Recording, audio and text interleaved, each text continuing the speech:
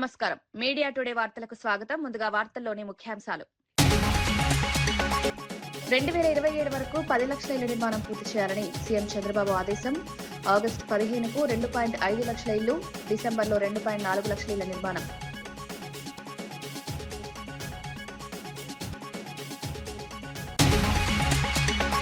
కొడంగల్ బాలాజీ ఆలయ పునర్నిర్మాణ పనులకు భూమి పూజ చేసిన సీఎం. అభివృద్ధి విషయంలో రాజకీయాలకు అతీతం. కొడంగల్ను రాష్ట్రానికే కాకుండా దేశానికి ఆదర్శంగా తీర్చిదిద్దామన్న రేవంత్ రెడ్డి.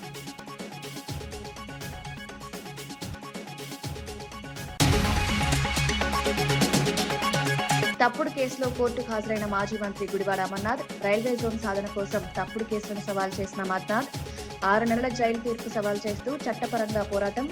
ప్రభుత్వ బెదిరింపులకు ఎదురుగా ప్రజాస్వామ్య రీతిలో పోరాటం. 50 ఏళ్ల అంగన్వాడీ వ్యవస్థకు టీజీ ఫుడ్స్ ద్వారా నాణ్యత. చిన్నారులు, గర్భిణీలకు సరైన పోషణ, నాణ్యత ప్రమాణాలు పాటిస్తూ ఫుడ్ సరఫరా. ప్రభుత్వం తగిన శ్రద్ధతో సెంటర్లో సామాజిక బాధ్యత కొనసాగిస్తుందని వ్యాఖ్య. చంద్రబాబు నాయుడు గృహ నిర్మాణం, భూ సర్వేపై సమీక్ష నిర్వహించారు. ఆగస్టు 15 నాటికి 2.5 లక్షల ఇళ్ల నిర్మాణాన్ని పూర్తి చేయాలని, డిసెంబర్ నాటికి మరో 2.4 లక్షల ఇళ్లను పూర్తి చేయాలని ఆదేశించారు. 2027 నాటికి 10 లక్షల ఇళ్ల నిర్మాణ లక్ష్యంతో ప్రణాళికలు రూపొందించాలన్నారు. గ్రామీణ ప్రాంతాల్లో 3 సెంట్లు, పట్టణ ప్రాంతాల్లో 2 సెంట్ల భూభాగం కేటాయించడం, నివాసితులకు సరైన స్థలం, మౌలిక సౌకర్యాలు అందించడం కీలకమని తెలిపారు. విజయవాడ, ఇతర ప్రాంతాల్లో ఇళ్ల నిర్మాణ పనులను సమర్థవంతంగా పర్యవేక్షిస్తూ ప్రభుత్వం నిరంతరం పురోగతిని గమనిస్తుందని స్పష్టం చేశారు. ఈ చర్యల ప్రణాళికతో, సమయపాలనతో అమలు చేయబడతాయని, ప్రజలకు స్థిరమైన నివాసం కల్పించడానికి ప్రభుత్వం కట్టుబడి ఉందని తెలిపారు. ఒకవేళ వాళ్ళు గాని ఒప్పుకుంటే 2 సెంట్లు బదులు 3 సెంట్లు కావాలంటే వాళ్ళు మోడిఫికేషన్ చేసి ఎగ్జిస్టింగ్ లేఅవుట్ లో అది కూడా ఇవ్వండి. ఈ 2 ఎక్సర్సైజ్లు అయిన తర్వాత బ్యాలెన్స్ బెనిఫిషరీస్, బ్యాలెన్స్ ఎవరైతే ఉన్నారో రిమైనింగ్ బెనిఫిషరీస్, కొంతమందికి అక్కడ ఉండడానికి కూడా విల్లింగ్ లేదు, కొంతమంది కొత్త వాళ్ళు ఉన్నారు. వీళ్ళని ఒకసారి ఎస్టిమేట్ చేయండి. ఎస్టిమేట్ చేసి ఇప్పటికీ ఏదైతే ఉందో ల్యాండ్ ఎక్కడెక్కడ మీకు పాసిబిలిటీ ఉందో డిస్ప్యూట్ లేకుండా ఇమ్మీడియట్ అక్విజిషన్ చేసి హౌస్ సైట్స్ ఇచ్చేసి ఈ హౌస్ సైట్స్ కూడా ఇండ్లు కట్టాలి. టోటల్ 10 లక్షల ఇండ్లు కట్టాలి. మీకు వచ్చేది 2 లక్షల ఇంటి జాగాలు ఇవ్వాలి. ఇవన్నీ కూడా ఉండేటన్ని అడ్జస్ట్ చేసిన తర్వాత ఎలిజిబుల్ అటు ఇటు 10,000 20,000 ఉన్నా మీరు కన్సిడరేషన్ తీసుకుంటారు. స్టాచ్యురేషన్ బోర్డుకి వెళ్తున్నాం, 100% ఇస్తున్నాం. 60,000 మందికి పట్టాలు ఒక్క విజయవాడలో ఇచ్చే అవకాశాలున్నాయి. ఇదే మరిగా విశాఖపట్నంలో ఒక 20,000-30,000-40,000 వేలకు అక్కడ కూడా ఇచ్చే అవకాశం ఉంది. ఒక 10,000-15,000. ఇలాంటి చాలా గ్రామాలు, ఈవెన్ గుంటూరు 22 ఏకర్ చాలా ల్యాండ్స్ ఉన్నాయి. ఇవన్నీ కూడా మీరు తీసుకొని నాకు అవన్నీ కూడా క్లియర్ చేసి 100% రెగ్యులరైజ్ చేయడం మన బాధ్యత. 1 ఈజ్ 4,88,000 ఆన్ గోయింగ్ హౌసింగ్, 2.5 లక్షలు ఆగస్ట్ 15. 2 మిగిలిన 2,33,000 38,000 వస్తుంది. 4,88,000 అంటే అది బై డిసెంబర్. రిమైనింగ్ 10 లక్షల ఇండ్లు 2 ఇయర్స్. 2 ఇయర్స్ అంటే ఇప్పటి నుంచి నెక్స్ట్ ఇయర్ 2028 డిసెంబర్ మీరు ప్లాన్ చేసుకోండి. దీనికి కావాల్సిన హౌస్ సైట్స్ ఎగ్జిస్టింగ్ లేఅవుట్స్ లో దోస్ హు ఆర్ విల్లింగ్. కొడంగల్లో ప్రతి ఒక్కరూ 2034 వరకు కలిసికట్టుగా పనిచేయాలని ముఖ్యమంత్రి రేవంత్ రెడ్డి తెలిపారు. రాజకీయాలు, పార్టీలు, గుంపులు, వ్యక్తిగత స్వార్థాలను పక్కన పెట్టి ప్రజాసేవకు, ప్రాంతీయ అభివృద్ధికి దృష్టి సారించాలని సూచించారు. ఒక తరహా అన్ని వర్గాలు, వయసులు, పార్టీలు కలిసినప్పుడు కొడంగల్ దేశంలో ఆదర్శ నియోజకవర్గంగా నిలుస్తుందని, విద్య, రోడ్లు, వ్యవసాయం, ఆరోగ్యం, భవన నిర్మాణం వంటి ప్రధాన రంగాల్లో సమన్వయాన్ని పెంచి అభివృద్ధి కార్యక్రమాలను వేగవంతం చేయాలని ముఖ్యమంత్రి హితవు సూచించారు. ప్రతి వర్గం, ప్రతి వ్యక్తి అందరికీ సమాన అవకాశాలు, శ్రద్ధ చూపుతూ కూటమి రూపంలో కొడంగల్ అభివృద్ధికి కృషి చేయాలన్నారు. కొడంగల్ పోయి చూసి రావాలి అని అనుకునేటట్టు ఉండాలి. గానే మా కిషన్ నాయక్ ఉన్నాడు, సార్ మా ఊరికి కరెంటు లేదు, సబ్ స్టేషన్ ఇస్తే నీకు మంచిగా ఏంది యాటను కోసి దావత్ ఇస్తాను. మరి ఆ ఎల్ల ఒక సబ్ స్టేషన్ కోసం ఎక్కడెక్కడనో తిరిగి కన్నోళ్ళ కాళ్ళు పట్టుకొని ఆ ఎల్ల తెచ్చిన.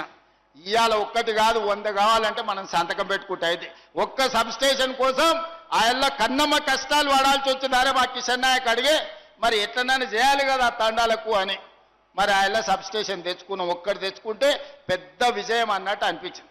ఇవాళ 400 kV సబ్ స్టేషన్ పరిగికి తెచ్చుకున్నాం. ఇవాళ పెద్ద ఇండస్ట్రియల్ పార్క్ 2000-3000 ఎకరాలల్లా పెద్ద పెద్ద పరిశ్రమలు దేనికే ఇవాళ మనము లగచర్ల దగ్గర మనం పెద్ద పరిశ్రమలే కట్టుకుంటున్నాం. డైరెక్ట్ కోస్గి నుంచి ఇంటర్నేషనల్ ఎయిర్పోర్ట్ వరకు 300 ఫీట్ల రోడ్డు ముంబై పూనా ఎట్లుంటుందో అంత గొప్ప రోడ్డు ఇవాళ మనం తెచ్చుకుంటున్నాము. ఇవాళ కొడంగల్ చౌరస్తా ఆ ఎల్ల ఎట్లుండే ఇవాళ ఎట్లా తయారవుతుంది. ఆ ఎల్ల ఈ గుడికాడికి వస్తే ఎన్ని సందులు ఎన్ని గుంతలు ఎట్లుండేనో మీరందరూ చూసారు. ఇవాళ మనం కట్టుకోబోతున్న గుడి నమూనా ఆ పక్కన కనిపిస్తుంది. అందుకే మిత్రులారా ప్రతి ఊర్లో చిన్న చిన్న సమస్యలు ఉంటాయి, భిన్నమైన అభిప్రాయాలు ఉంటాయి, అక్కడక్కడ భేదాభిప్రాయాలు కూడా ఉంటాయి. కానీ నా సూచన ఒక్కటే, రాజకీయాలకు అతీతంగా మనం వ్యవహరించాలి. మనందరం కలిసికట్టుగా ఉండాలి. మీరందరూ కలిసికట్టుగా ఉంటే ఎన్ని వందల కోట్లైనా ఇవాళ మన దగ్గరికి తెచ్చుకునే పరిస్థితి. హైదరాబాద్ లో చిల్కల్గూడ ప్రాంతంలో మధ్యరాత్రి జరిగిన ఘోర హత్యపై ఏడీసీపీ నర్సయ్య స్పందించారు.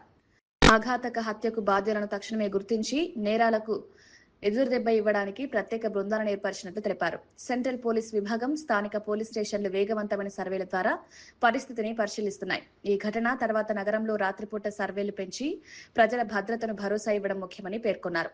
యువకులపై దాడి, హింసాచర్యలు ఈ ప్రాంతంలో మరింత చోటు చేసుకోకుండా పౌరుల సురక్షిత జీవనానికి కేంద్ర ప్రభుత్వం, పోలీస్ వర్గాలు చర్యలు తీసుకుంటున్నాయి. ఈ కొత్త భద్రతా ప్రణాళిక విద్యార్థులు, ఉద్యోగులు, స్థానికులందరికీ ముఖ్యమైంది. ఏడీసీపీ సూచనల ప్రకారం ప్రజలు అప్రమత్తంగా ఉండాలి, పోలీస్ సూచనలను అనుసరించాలి. తర్వాత ఆయన ఫ్రెండ్స్ కూడా ఉన్నారు. కార్తీక్ అనే ఫ్రెండ్స్ అక్కడ ముగ్గురు కూర్చొని దే ఆర్ వాచింగ్ క్రికెట్. అరుగు మీద కూర్చున్నప్పుడు సడన్గా అటాక్ చేస్తే అతనికి తీవ్రమైన కత్తిపోట్లైనా ఇమీడియట్గా పోలీసు ఇన్ఫర్మేషన్ అదే రకంగా లోకల్ పీపుల్ తోటి గాంధీ హాస్పిటల్కి షిఫ్ట్ చేయడం జరిగింది. సో ఆ రకంగా అతను తీసుకెళ్ళిన తర్వాత అతను గాయాలతో చనిపోవడం జరిగింది. సో ఇప్పటికున్న ప్రాథమిక దర్యాప్తు ప్రకారము ఏదైతే మృతుడు డిసీజ్డ్ ఏదైతే ఉన్నాడో అతను అమ్మాయితోటి లవ్ అఫేర్ ఉందని ఒక ప్రాథమికంగా తేలింది. సో అమ్మాయి ఆ విషయంలో అమ్మాయి బ్రదర్స్ వాళ్ళ ఫ్యామిలీ మెంబర్సు ఇంతకుముందు కూడా చాలాసార్లు వార్నింగ్ ఇచ్చినట్టు, ఒక 4 months క్రితం కూడా అతన్ని బెదిరించినట్టు తెలిసింది. బట్ ఇటువంటి ఇన్ఫర్మేషన్ మనకు పోలీస్ కంప్లైంట్ రాలేదు. సో లోకల్లో ఉన్న వాళ్ళు దాన్ని పాసిఫై చేసి వాళ్ళకు కాంప్రమైజ్, వాళ్ళు కూడా ఊహించలేదు ఇంత పెద్ద దురాఘాతం అవుతుందని. నిన్న అతని మీద అటాక్ చేయడం వల్ల అతను చనిపోయాడు. ఇమ్మీడియట్గా పోలీస్ రెస్పాండ్ అయింది. కేసు మర్డర్ కేసు కింద రిజిస్టర్ చేశాం. అతి త్వరలో అందరూ ఇన్వాల్వ్ అయిన రెస్పాన్సిబుల్ అయిన అందరు నిందితులను డీసీపీ గారి ఆధ్వర్యంలో, డీసీపీ గారు కూడా వస్తున్నారు, డీసీపీ గారి ఆధ్వర్యంలో, సిపి గారి పర్యవేక్షణలో అందరినీ కూడా అరెస్ట్ చేస్తాము. ఇమ్మీడియట్గా ఈ కేసులో మంచి దర్యాప్తు చేసి నిందితులకు అందరూ శిక్ష పడటకు అన్ని రకాల పోలీసు చర్యలు తీసుకుంటుంది. గతంలో నిందితుల మీద ఉన్నాయని తెలుస్తున్నది, మేము వెరిఫై చేస్తాం. ఇంతకుముందు కూడా ఆ ఫ్యామిలీకి, ఇంకో పక్క ఉన్న వేరే ఫ్యామిలీకి మనకు ఇన్సిడెంట్ అయింది. లాస్ట్ టైం కూడా 307 కేసు పెట్టడం జరిగింది. వాళ్ళని జైలు కూడా పంపించాం. వాళ్ళ మీద షీట్స్ కూడా ఓపెన్ ఉన్నాయి. సో మళ్ళీ ఇది ఒక ప్రేమ వ్యవహారం అని తెలుస్తుంది. నిజంగా అది ఏంది, what is the motive behind this murder అనేది మేము కొంచెం మీరు టైం ఇస్తే మేము దర్యాప్తులో మీ అందరికీ వివరాలు మళ్ళీ చెప్తాం. అటువంటిది ఇంకా మనకు దీంట్లో అటువంటి యాంగిల్ లేదు. అమ్మాయికి సంబంధించిన వాళ్ళే డైరెక్ట్గా ఇన్వాల్వ్ అయ్యి కొట్టడం జరిగింది. సో మనకు చూసిన వాళ్ళు ఐవేస్తున్నారు. సుపారీ గ్యాంగ్ అనే యాంగిల్ ఇందులో ఎక్కడ కూడా లేదు. ప్రాథమికంగా మనకు ఉన్నదాని ప్రకారం 5 members అనుకుంటున్నాం. దీని వెనక కూడా ఇంకెవరైనా కుట్ర ఉన్నారా, వాళ్ళకి సంబంధించిన ఎవరైనా కాన్స్పిరేటర్స్ ఉన్నారా, ఎవరైనా అబెటర్స్ ఉన్నారా, ఈ కేసులో ఇన్వాల్వ్ ఉన్నా కానీ ఎవరిని కూడా వదిలిపెట్టము. తప్పకుండా అందరిని అరెస్ట్ చేస్తాము. అందరిని కోర్టు ముందట పెట్టి వాళ్ళకు శిక్ష పట్టేట్టు అన్ని రకాల చర్యలు మేము తీసుకుంటాం. సార్ ఇందులో డ్రగ్స్ తీసుకుంటున్నారని ఆరోపిస్తున్నారు సార్. చూస్తాం, అది కూడా వెరిఫై చేస్తాం. అరెస్ట్ చేసిన తర్వాత వాళ్ళకి డ్రగ్స్ టెస్ట్ చేస్తాం. ఇన్ కేసు డ్రగ్ ఉంటే ఆ సెక్షన్ కూడా పెడతాం. ఎవరు ఎలాంటి నేరానికి పాల్పడినా ఇది ఒక రకంగా అబ్బాయి మీద దాడి చేయడం అనేది ఎవరు కూడా సహించరు. సో చట్ట ప్రకారం అన్ని చర్యలు తీసుకొని వాళ్ళకు శిక్ష పడేంత వరకు కూడా మేము అన్ని రకాల చర్యలు తీసుకుంటాం. అది ఇంకా మనకు తెలియదు. ఇప్పుడు అది మనం ఈ స్టేజ్లో మనం చెప్పలేము. బట్ అది మోస్ట్లీ లేదని అనుకుంటున్నాం. But during course of investigation ఇంకా ఏం ఫ్యాక్ట్స్ వస్తాయి, ఏం నిజాలు బయటకు వస్తాయి అనేది మనం ఈ స్టేజ్లో చెప్పలేము. అది ఇప్పుడు చెప్పలేము ఆ స్టేజ్. ఇప్పుడు అమ్మాయిని ఇప్పుడు పిక్చర్లో తీసుకురావడం మాట్లాడడం అనేది అది ఒక ఇప్పుడు అసంభవం, ఇప్పుడు అంతా కాదు. సో వెరిఫై చేస్తాం. మోటివ్ మాత్రం ఇప్పటికున్న ప్రాథమికంగా మాత్రం ఆ లవ్ అఫేర్ అనే విషయంలో అతని మీద దాడి చేసి హత్య చేయడం జరిగింది. మేము ఈ కుటుంబ సభ్యులకు కూడా మేము చెప్తున్నాం ఏంటంటే వాళ్ళు ఎలాంటి అపోహలు పోవద్దు. ఆ తల్లిదండ్రులు కూడా ఏదైతే చెప్తున్నారో ఎలాంటి అపోహలు పోవద్దు. తప్పకుండా చట్ట ప్రకారం వాళ్ళందరినీ చట్టం ముందు తీసుకొచ్చి చట్ట ప్రకారము చర్య తీసుకుంటాం. మళ్ళీ మీ అందరి సభాముఖం చెప్తున్నాం, వాళ్ళు కూడా ఎలాంటి ఈ దుందుడుకు చర్యలు చేసి వాళ్ళు మాకు పోలీసుకు సహకరించాలని మరొకసారి మీ అందరి ద్వారా ఆలోచిస్తాం. టీమ్స్ ఫామ్ అయిపోయినాయి, అన్నీ ఒక 5-6 టీమ్స్ ఫామ్ అయినాయి. We're on the job. ఇమ్మీడియట్గానే మేము వాళ్ళందరినీ అతి త్వరలో అరెస్ట్ చేస్తాము, అరెస్ట్ చూపిస్తాము. చట్టం ఇంకా నడుస్తున్నది, చెప్తాం అది మేము.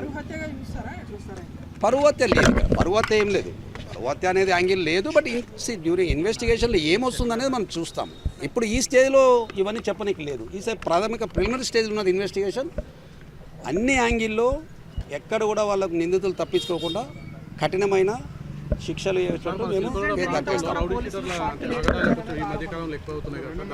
మీరు ఇప్పుడు చెప్తున్నారు, మీరు అందరు చెప్తున్నారు అక్కడ అవుతున్నాయి అన్నారు. బట్ ఇన్సిడెంట్ అయిన తర్వాత మీరు రిపోర్ట్ చేస్తున్నారు. ఇన్సిడెంట్ కాకముందు ఎవరు కూడా చేయలేదు. మీరు చెప్పే కంప్లైంట్ నిజంగా మా వాళ్ళు యాక్షన్ తీసుకోకుండా డెఫినెట్గా వాళ్ళ మీద యాక్షన్. మీ కంప్లైంట్ ఇస్తే 2 నెలల్లో 3 హత్యలు అనేది మరి నాకైతే తెలియదు. మేమని అన్ని ఆరోపణలను పరిగణలో తీసుకుంటాం. వాళ్ళ క్రిమినల్ రికార్డు అంతా తీసుకుంటాం. వాళ్ళని అన్ని రకాలుగా కట్టడి చేయడానికి అన్ని ప్రయత్నాలు చేస్తాం.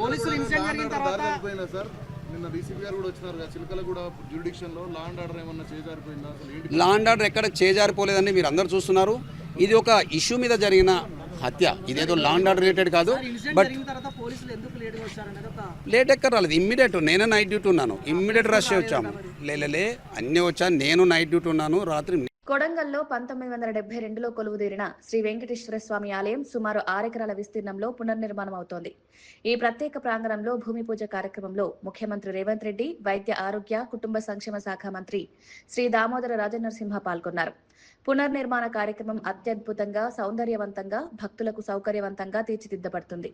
ఆలయ నిర్మాణం ప్రాదేశిక అభివృద్ధికి, ప్రాంతీయ పర్యాటక ఆకర్షణకు, భక్తుల కోసం సౌకర్యాలు అందించడానికి కీలకం. మంత్రివర్యులు, భక్తులు, పర్యాటకులు ఆలయాన్ని సౌకర్యంగా ఉపయోగించగలిగేలా ప్రతి విభాగాన్ని పరిశీలించారని, ప్రాజెక్టు నాణ్యత, భద్రతపై సూత్రపూర్వక నియంత్రణ తీసుకోవాలని సూచించారు. ఈ పునర్నిర్మాణం ప్రజాస్వామ్య ప్రభుత్వం వైపు మానవత, సాంస్కృతిక బాధ్యతగా భావిస్తామని, భక్తులకు సౌకర్యం, సుందరత, భద్రత కల్పించడం ప్రధాన లక్ష్యమని తెలిపారు. మానవత్వం ఫరిడిల్లాలే, భక్తి శ్రద్ధలతోటి జీవించాలి. ఇలాంటి అద్భుతమైన ఆలోచన, ఒక కమిట్మెంట్, ఓ నిబద్ధత అనేది చాలా మంది ప్రజా నాయకులకు ఉండదు. ఇది నాకు వ్యక్తిగతంగా, లేదా మీకు, లేదా వేదిక పైన ఉన్న అందరికీ మనమందరం అదృష్టవంతులం. ఇలాంటి సువర్ణమైన అవకాశం మనకు రావడము, ఈ శిలాశాసనంలో పూజల్లో మేము పాల్గొనడము నేను వ్యక్తిగతంగా అదృష్టవంతునిగా భావిస్తాను. Hyderabad agriculture market committee vice chairman Shri Kotla Srinivas గారు కేటీఆర్ చేసిన రాహుల్ గాంధీ, సీఎం రేవంత్ రెడ్డి గారులపై అనుచిత వ్యాఖ్యలను తీవ్రంగా ఖండించారు. రాహుల్ గాంధీ కుటుంబం దేశానికి చేసిన త్యాగాలను, ముఖ్యమంత్రి రేవంత్ రెడ్డి సాధారణ స్థాయి నుంచి అధికారం చేపట్టి ప్రజల సంక్షేమం కోసం చేస్తున్న కృషిని గౌరవించాల్సిందని పేర్కొన్నారు.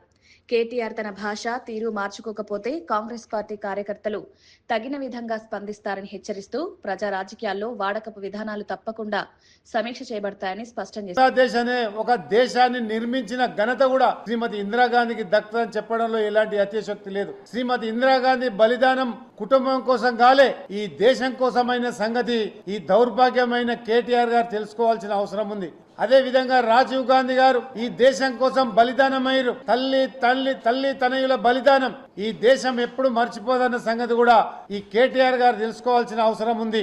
అదే విధంగా 2004లో యూపీఏ ప్రభుత్వం ఏర్పడ్డప్పుడు శ్రీమతి సోనియా గాంధీ గారికి ప్రధానమంత్రి అవకాశం వస్తే ఒక ఆర్థికవేత్త అయిన మన్మోహన్ సింగ్ గారికి ప్రధానమంత్రి పదవికి పట్టం కట్టారు. అంటే ఒక త్యాగాల కుటుంబం. అదే విధంగా రాహుల్ గాంధీ గారు కూడా 2009లో ప్రధానమంత్రి అవకాశం వస్తే కూడా డాక్టర్ మన్మోహన్ సింగ్ గారి మద్దతు తెలిపి ఏదైతే ప్రధానమంత్రి చేశారు. అదే విధంగా ఈయన త్యాగాల కుటుంబం బలిదానాల కుటుంబం గురించి మాట్లాడే స్థాయి కేటీఆర్ గారికి లేదు. తస్మత్ జాగ్రత్త అని సందర్భంగా మనం చేస్తాను.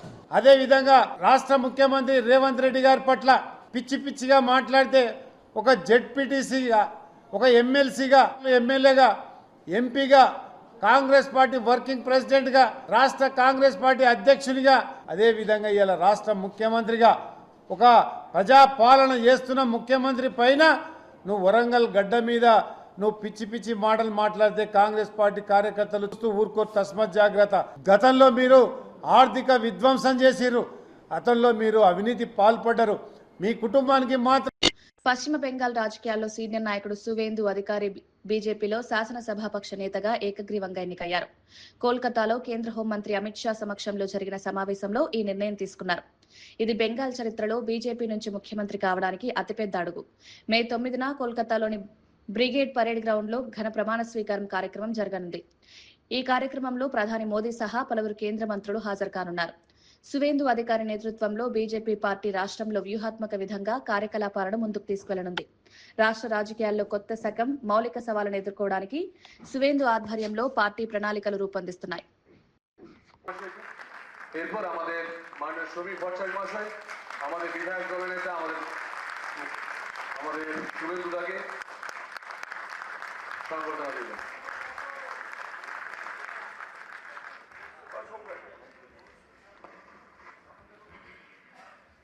আজকে अभी कुछ समय पहले ही चुनाव की प्रक्रिया पूरी हुई है।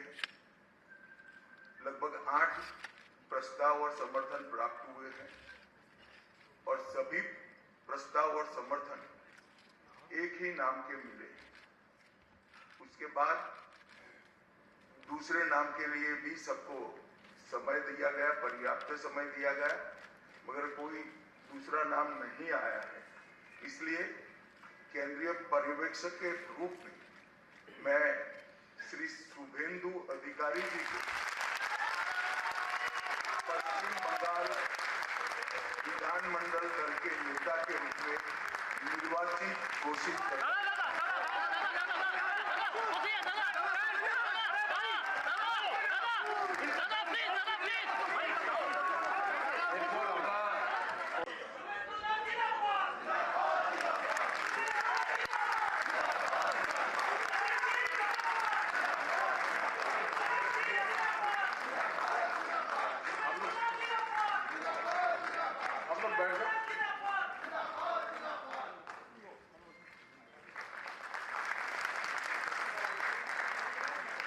আমাদের উড়িষ্যার সিএম আমাদের মোহন মাঝিজি সংবর্ধনা করলেন।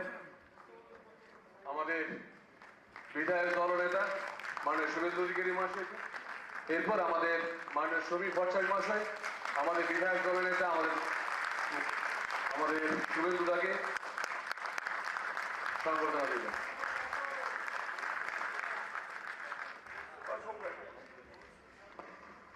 అంగన్వాడీ సెంటర్లలో చిన్నారులు, గర్భిణీ స్త్రీలకు అందించే పోషకాహారం ద్వారా వారి ఆరోగ్యం, పోషణ స్థిరంగా ఉండి టీజీ ఫుడ్స్ కార్మికుల కోసం ప్రత్యేక దృష్టి తీసుకుని వారి ఆరోగ్యం, పనితీరు పట్ల ప్రభుత్వ శ్రద్ధను నిరూపించింది. కొత్త కార్యక్రమం ప్రారంభించి కార్మికులు సముచిత పోషకాహారం పొందేలా చర్యలు చేపట్టడం ప్రారంభమైంది. చైర్మన్ టి నిర్మలా జగ్గారెడ్డి ఈ విధంగా సెంటర్లలో తగిన నాణ్యత, భద్రత, సరైన సరఫరా కొనసాగించడం ప్రధాన లక్ష్యం. ప్రభుత్వ, ప్రైవేట్ భాగస్వామ్యంతో చిన్నారులు, స్త్రీలు ఆరోగ్యంగా ఉండే విధంగా నిరంతర ఫుడ్ సప్లై, నాణ్యత నియంత్రణ కొనసాగిస్తామని తెలిపారు. అందరికీ మరి చేసే సేవ మీకు ఇంకా కూడా కలిగించాలి. ఆ దేవుడు ఆరోగ్యాలు కూడా మీకు ఇవ్వాలి. ఎందుకంటే ఈ రోజు మేము ప్రతి జిల్లాలో చూస్తే ఫుడ్ నుంచి వచ్చే ఆహారం తిని కొంతమంది పిల్లలు వెయిట్ లాస్ ఉండడం, పెరగకపోవడం, హైట్ పెరగకపోవడం, లేకపోతే రక్తహీనత, రక్తం తక్కువ ఉండిపోవడం, అలాంటి రోగాలు ఎన్నో వస్తున్నాయి. కానీ ఇక్కడ నుంచి ఏర్పాటు చేసిన అంగన్వాడీ టీచర్స్ కి ఇచ్చి మరి వాళ్ళందరూ కూడా సప్లై చేస్తుంటే ఈరోజు చాలా ఈ కార్పొరేషన్, ఈ ఫుడ్ కార్పొరేషన్ నుంచి చాలా మంచి వెల్నెస్ వస్తుంది పిల్లలందరికీ, తల్లులకు కూడా. తెలంగాణ రాష్ట్రం కాదు, ప్రతి దగ్గర కూడా ఆడవాళ్ళు బలహీనంగా ఉంటారు, రక్తహీనంగా ఉంటారు. ఎందుకో మన అందరికీ తెలుసు. మహిళ ఎప్పుడైనా కానీ పంచి పెట్టడమే కానీ తన కడుపు చూడదు, ఎదుటి వాళ్ళ కడుపు చూస్తుంది. భర్త గాని, కొడుకు గాని, బిడ్డ గాని కడుపు చూస్తుంది, తన కడుపు కాల్చుకొని. మనము ప్రొవైడ్ చేస్తే ఆ తల్లికి కడుపులో ఉన్న బిడ్డ బాగుంటది, తల్లి బాగుంటది, ఆరోగ్యంగా ఉండాలి. మరి ఆరోగ్యం లేకపోతే హాస్పిటల్లో లేకపోతే పుట్టిన పిల్లలు చనిపోవడం జరుగుతుంది. కాబట్టి మన ముఖ్యమంత్రి గారు మరి మంచి ఆలోచన చేసి ఈ కార్యక్రమాన్ని ఏర్పాటు చేసి కొండాపూర్ పోలీస్ స్టేషన్లో డీఎస్పీ సత్తయ్య గౌడ్ మీడియా సమావేశం నిర్వహించి గౌరీరెడ్డి శ్రీధర్ రెడ్డి చేసిన అసత్య ఆరోపణలకు సమాధానమిచ్చారు. గ్రామంలో ఫ్యాక్టరీ నిర్మాణానికి సంబంధించి బెదిరింపు కేసు నమోదు చేసి విచారణ కొనసాగుతున్నట్లు తెలిపారు. కేసులో ఏవైనా అభ్యంతరాలుంటే సంబంధిత శాఖలకు ఫిర్యాదు చేయాలని సూచించారు. మహిళా ఎస్ఐపై అనుచిత వ్యాఖ్యలు చేసినట్లయితే అట్టుదాటి ప్రవర్తనే చర్యలకు కారణమని స్పష్టం చేశారు. గతంలో శ్రీధర్ రెడ్డిపై పలు కేసులు నమోదయ్యాయని, పోలీస్ చర్యతో అందరితో సమానంగా తీసుకున్నట్లు తెలిపారు. ఆ గ్రామంలో ఒక కొత్త నూతనంగా నిర్మితమవుతున్న ఒక ఫ్యాక్టరీకి సంబంధించి ఆ ఫ్యాక్టరీకి సంబంధించిన వ్యక్తి మీద అక్కడికి పోయి బెదిరించినాడని, ఫోన్లో బెదిరించినాడని ఒక దరఖాస్తు వస్తే ఎస్ఐ గారు కేసు నమోదు చేయడం జరిగింది. ఆ కేసు నమోదు చేసిన దాంట్లో విచారణలో భాగంగా అతన్ని పోలీస్ స్టేషన్కి పిలవడం జరిగింది. పోలీస్ స్టేషన్కి పిలవడంలో భాగంగా పిలుచుకొచ్చిన తర్వాత అతన్ని కొన్ని విషయాలు అడగడం జరిగింది. మీరు ఎందుకు పోయారు, మీరు ఎందుకు ప్రశ్నించారు, ఒకవేళ మీకు ఏమైనా అభ్యంతరం ఉంటే సంబంధిత శాఖలతో మీరు సంప్రదించి వాళ్ళకు పిటిషన్ ఫిర్యాదు రూపకంగా కానీ కన్సల్ట్ చేసి కానీ వాటికి తీసుకోవచ్చు అని చెప్పేసి ఉన్నప్పుడు అతను మహిళా అధికారం కూడా చూడకుండా అభ్యంతరకర భాష మాట్లాడడం. దాని విధంగా మొదలు వచ్చినప్పుడు పోలీస్ స్టేషన్లో అందరికీ రిసీవ్ చేసుకున్నట్టే అతన్ని కూడా రిసీవ్ చేసుకోవడం జరిగింది, అతనితో మాట్లాడడం జరిగింది. అతను చెప్పింది కానీ అతని ప్రవర్తన మీ అందరికీ కూడా గతంలో మీరు లోకల్ కాబట్టి మీకు ఐడియా కూడా ఉంటుంది. కొంత అభ్యంతరకరమైన భాష వాడడం వల్ల అతన్ని ఇప్పుడు ఆ రకం కింద కూర్చోబెట్టిందని చెప్పేసి అతను చెప్పుకుంటున్నాడు. దానికి కారణం ఎవరు? ఆయన ప్రవర్తన. సరే, ఆ విషయం అది ఉంది. దాని మీద విచారణ జరుగుతుంది. దాని మీద దాని తదుపరి చర్య తీసుకుంటాం. కేసే లేదు అంటే అతను మీరు ఆ వీడియోలో మీరు చూస్తూ మీకు అందరికీ కూడా మీరు అంతా చెప్తున్నారు. నాకు కేసు అవుతుందని తెలుసు, నేను తెలిసే చేసినా అని చెప్పేసి స్పష్టంగా ఆయన ఒప్పుకోవడం జరుగుతుంది. చట్టం పట్ల ఎంత దాని గురించి విధేయత ఉంది, చట్టం పట్ల ఏ రకమైనటువంటి అభిప్రాయం ఉందని దాన్ని బట్టి మీరు అర్థం చేసుకుంటారు. అతనే చెప్తుండ్రు, మీరు నేను కూడా చూసిన ఫుటేజ్ క్లిప్పింగ్. నాకు కేసు అవుతుంది అని తెలిసి ఉంటే ఇప్పుడు నిజమే. దానికి ఇప్పుడు ఆ విలేజ్లో పోలీసు వారు దాంట్లో దేవాలయాలకు ఇచ్చిన దానికి వ్యతిరేకం కాదు. ఆడ ఈ పల్లె ప్రకృతి వనం చెట్లు చేయడం దాంట్లో మాకు సంబంధం. దానికి సపరేట్ డిపార్ట్మెంట్ ఉంది, సపరేట్ డిపార్ట్మెంట్ వాళ్ళు డీల్ చేస్తారు. ఇంకా రోడ్డు కింద వాటికి కూడా ఉంటారు. వాటికి ఏవి కూడా మాకు సంబంధం లేదు. వాటికి ప్రతి డిపార్ట్మెంట్ ప్రతి ఒక్క పనికి ఒక శాఖ ఉంది. ఆ శాఖ వాళ్ళు దానికి సంబంధించేసి వాళ్ళు చూస్తారు. ఇప్పుడు ఎవరికైనా ఏమైనా అభ్యంతరం ఉంటే అతనే కాదు ఇంకెవరికైనా కానీ, ఆ ఊరు వాళ్ళు కాదు వేరే ఎవరికైనా కానీ ఎవరికైనా అభ్యంతరం ఉంటే ఖచ్చితంగా సంబంధిత శాఖతోటి సంప్రదించి దాంతో తగు చర్యలు తీసుకోవడానికి ప్రతి వ్యక్తికి, భారతదేశంలో ఉన్న ప్రతి పౌరుడికి స్వేచ్ఛ ఉంది. పోలీసు వారిని దాంట్లో డబ్బులు తిన్నారు ఆరోపణలు ఉంటే, ఒకవేళ నిజంగా ఆయన దగ్గర ఆధారం ఉంటే మా పై అధికారులు ఉంటారు, మా పై అధికారుల దగ్గర పోయి సంప్రదిస్తే ఖచ్చితంగా వాళ్ళు విచారణ చేస్తారు. దానికి అనుగుణంగా లభించిన సాక్ష్యాధారాలకు ఆధారంగా చర్యలు తీసుకుంటాం. కానీ ఈ రకంగా చేయడము ఇదంతా ఒక రకంగా బెదిరింపు చేసే కార్యక్రమంలో భాగమని నేను చెప్తాను. ఎందుకంటే అతను నా మీద కేసులు లేవు అని చెప్పేసాను. అతని మీద ఒక 5 కేసులు ఈ కేసులో కలుపుతాను. గతంలో నేను ఈ హంగర్లో పనిచేస్తున్న కాలంలో గతంలో ఒక ప్రైవేటు ఈ వెంచర్ వాళ్ళతోటి ఏదో మధ్యవర్తి 1975లో ప్రధాని ఇందిరాగాంధీ చేత ప్రారంభించిన అంగన్వాడీ వ్యవస్థ పేదల కడుపు తడమే విధంగా సేవలందించింది. ప్రస్తుతం ఈ సెంటర్లో టీజీ ఫుడ్స్ ద్వారా చిన్నారులు, గర్భిణీ స్త్రీలకు పోషకాహారం సరఫరా అవుతోంది. సీతక్క పంచాయతీరాజ్, గ్రామీణాభివృద్ధి, స్త్రీ శిశు సంక్షేమ శాఖ మంత్రి ఆహార నాణ్యత ప్రమాణాలను తప్పనిసరిగా పాటించాలన్నారు. చిన్నారుల ఆరోగ్యం, భద్రత, పోషణకు ప్రాధాన్యత ఇవ్వడం ముఖ్యమని స్పష్టం చేశారు. టీజీ ఫుడ్స్ సప్లైలో ఖచ్చితమైన నియంత్రణ, నాణ్యతా ప్రమాణాలను పాటించడం ద్వారా పిల్లలు, స్త్రీలు ఆరోగ్యంగా ఉండేలా ప్రభుత్వం కృషి చేస్తుంది. మహబూబ్నగర్ జిల్లా నుంచే బూరుగుల రామకృష్ణారావు గారు కూడా రావడం జరిగింది. ఈనాటి ముఖ్యమంత్రి గారు కూడా రేవంత్ రెడ్డి గారి జిల్లా నుంచి ఆనాడు 75లో పేద పిల్లల కడుపు నింపాలి అని, పేద పిల్లలు ఆకలితో అల్మటించవద్దని అంగన్వాడీ సెంటర్స్ను ప్రారంభించినటువంటి మహనీయురాలు, ఉక్కు మహిళ మరి స్వర్గీయ ఇందిరమ్మ గారు అని ఈ సందర్భంగా తెలియజేస్తా ఉన్నాను. ఆనాడు ప్రారంభించినటువంటి అంగన్వాడీ సెంటర్స్ కు మరి ఈ యొక్క టీజీ ఫుడ్ ఇక్కడ నుంచి అన్ని ఉమ్మడి ఆంధ్రప్రదేశ్ లోని అన్ని అంగన్వాడీ సెంటర్స్ లోకి ఫుడ్ ను పంపించి పిల్లల యొక్క ఆహార భద్రతను పర్యవేక్షించినటువంటి పరిస్థితి, ఆహార భద్రతను కల్పించినటువంటి విషయం మనం గుర్తుపెట్టుకోవాలి. అంత మహా గొప్ప ప్రదేశం ఈ రోజు ఈ యొక్క టీజీ ఫుడ్ సెంటర్. ఇక్కడ పనిచేస్తున్నటువంటి కార్మికులకు అనేక రకాల సమస్యలు ఇంకా ఉండొచ్చు, కానీ మనం పెట్టే ఫుడ్ బాలామృతం కానీ, బాలామృతం ప్లస్ కానీ, మరి ఇన్స్టెంట్గా రేపు నుంచి తొలి ముద్ద కానీ, ఇవన్నీ ఈ దేశ భవిష్యత్తు కోసం మన పిల్లల్ని బలంగా, వాళ్ళ బాల్యాన్ని బలంగా ఉండేందుకు తయారు చేసేటువంటి ఫుడ్ ఇక్కడ మీ చేతుల మీదుగా తయారవుతుంది. అందుకని ఏ చిన్న మిస్టేక్ అయినా ఇవాళ ఈ సమాజము ఒక జనరేషను అనారోగ్యం పాలవుతుంది. అందుకనే ఇక్కడ నుంచి వచ్చే ప్రతిదీ కూడా చెక్ చేసుకొని ఏ అధికారి కానీ, ఏ కార్మికులు కానీ అశ్రద్ధ చేయొద్దు. ఇక్కడ నుంచి పోయేది తినే దాంట్లో మన పిల్లలు ఉంటారు, మన చుట్టాల పిల్లలు ఉంటారు, మన ఊరు పిల్లలు ఉంటారు, మన ఇంటి పక్క పిల్లలు ఉంటారు. అదే కాకుండా మన దేశ భవిష్యత్తు పిల్లలు. కాబట్టి అత్యంత జాగ్రత్తగా మనము ప్రతిదీ కూడా ఇక్కడ దృష్టి పెట్టుకొని తీసుకోవాలని కోరుకుంటూ, మరి ఇప్పటి వరకు ఈరోజు గెయిన్ ప్లాంట్ ఏదైతే మనము శంకుస్థాపన చేసుకున్నామో, భూమి పూజ చేసుకున్నామో, చాలా సంవత్సరాలుగా అది పెండింగ్ ఉంది. దాని మూలంగా కార్మికులకు కూడా కొంత బర్డెన్ ఉండొచ్చు. కానీ ఈరోజు అది తొందరగా కంప్లీట్ చేసుకుంటే ఇంకా నాణ్యమైనటువంటిది మనం అందించగలుగుతాం.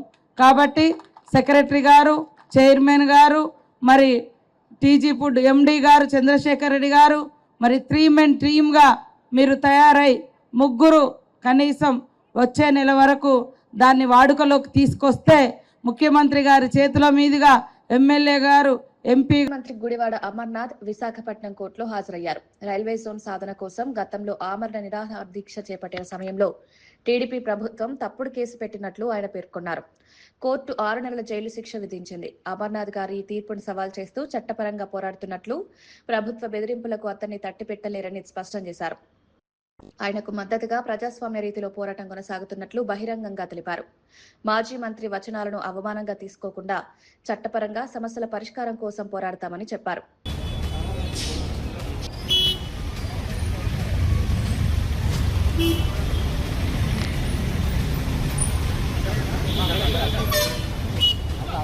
ఇవి ఈనాటి వార్తా విశేషాలు. మరో బులెటిన్లో మళ్ళీ కలుద్దాం. నమస్కారం.